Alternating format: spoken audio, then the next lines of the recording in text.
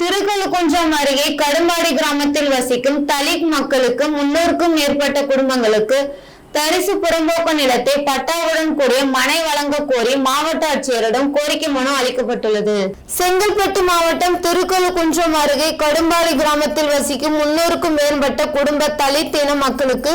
வீட்டுமனை இல்லாமல் நெருக்கடி ஆடு மாடு மேய்த்து வாழ்ந்து வருகின்றனர். கடும்பாடி கிராம மக்களுக்கு வீட்டுமனை இல்லாமல் இருப்பவர்களுக்கு வீட்டுமனை வழங்க பலமுறை மனு அளித்தும்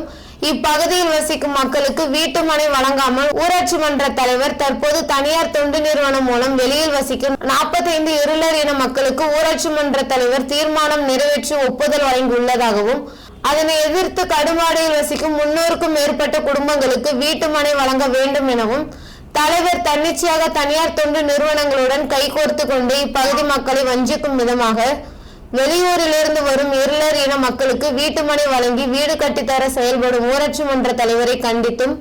கடும்பாடியில் வசிக்கும் மக்களுக்கு வீட்டுமனை வழங்க வேண்டும் என கிராம பொதுமக்கள் சார்பாக மாவட்ட ஆட்சியர் ஸ்னேகா அவரிடம் ஊராட்சி மன்ற தலைவர் மீது முறையாக விசாரணை செய்து வீட்டுமனை வழங்க கோரி மனு அளித்தனர். CM CHS